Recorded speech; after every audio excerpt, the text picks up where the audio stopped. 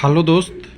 RRC group D भर्ती 2024 में northern railway का 3rd डीबी का नोटिस आ गया है।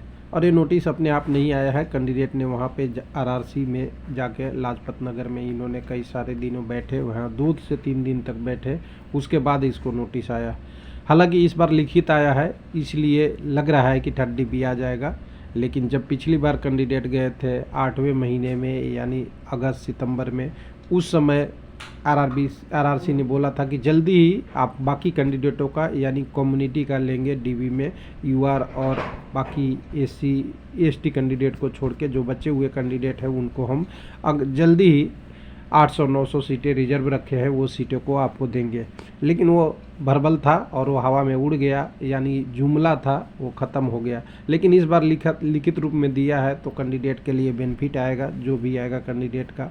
हालांकि यहाँ पे 900 सीटें नहीं, मैं तो कहूँगा कि 2000 सीटें खाली होगी। क्यों?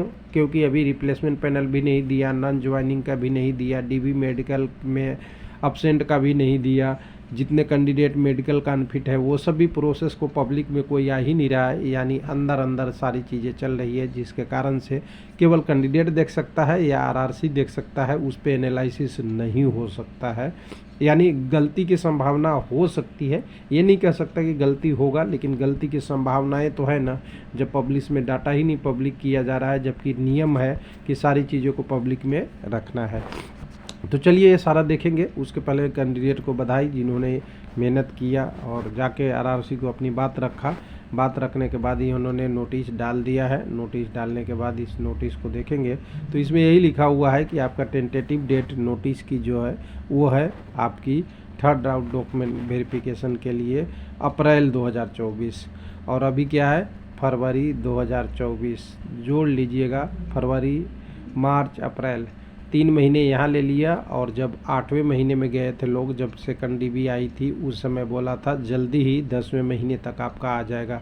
यानी 10वें महीने से यहाँ पे अगर देखेंगे तो 3 महीना इधर और जनवरी, नवंबर, दिसंबर, 5-6 महीने कैंडिडेट का टाइम बर्बाद हो गया, जो पेनफुल हो सकता है। हालांकि जो वैकेंसी है वही देना है, कोई कैंडिडेट डिमांड ही नहीं कर रहा है कि अपनी आगे पोस्ट बढ़ा के दीजिए। जो पोस्ट है उसको तो वैकेंट को पूरा करिए, जो छोड़ गए लोग नॉन ज्वाइनिंग है वही देना था। तो शायद इसमें कोई रेलवे के यहाँ पे नई दिल्ली का अलग हिसाब किताब चल रहा है, कोलकाता में भी कुछ हिसाब किताब ठीक नहीं है, SWR में भी ठीक नहीं है। लेकिन यहाँ पे अगर बात करेंगे कि सेकंड डीबी जो आया था उसमें 2 ही कम्युनिटी के लिया गया था, 18/7 का डीबी आया था, 71.79, 75 से यूआर को 3.79 करके, और बाकी एसटी कैंडिडेट को 0.3 कट अप करके लिया गया था कैंडिडेट को। जो आगे की डीबी में कितने कैंडिडेट लिए गए थे वो मैं नीचे दिखाता हूँ। तो टोटल 762 कैंडिडेट को लिए गए थे, उसमें से 686 यूआर के थे और 76 कैंडिडेट एसटी के थे।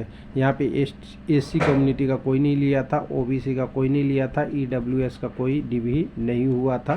तो इन्हीं कम्युनिटी का अब ज़्यादा चांस है 3rd डीबी में आएगा। यूआर में तो देखेंगे तो यूआर में आपको एक चीज़ दिखेगा, जो कैंडिडेट पीटी में क्वालिफाई थे, पीटी के लिए क्वालिफाई थे, उनका नंबर 70.98 था और डीबी के लिए 71.29 हो गया।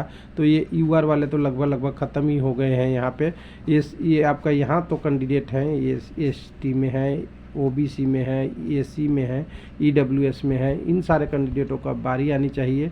कुछ लोग कहते हैं कि ईडब्ल्यूएस में नहीं आएगा, तो देखिए अभी रेलवे कैसे रूल कर रहा है फॉलो, उसके बारे में थोड़ा कहना मुश्किल है।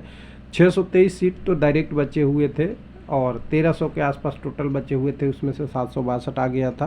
तो ये 623 और प्लस में आप मान लीजिए 800, 900, 1000 के आसपास सीटें, और यानी 1700 से लेके 2000 के आसपास सीटें यहाँ पे खाली है।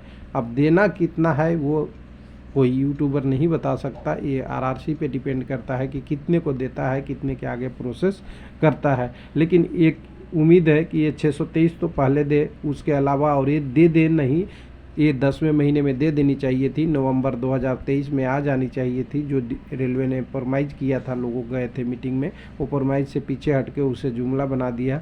और इस बार भी अप्रैल दिया हुआ है, तो कितना आता है देखते हैं आगे की प्रोसेस में।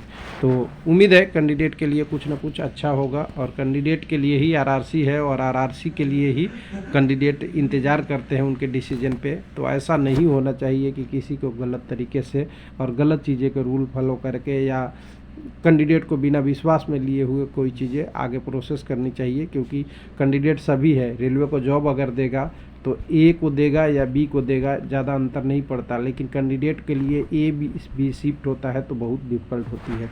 थैंक यू, धन्यवाद।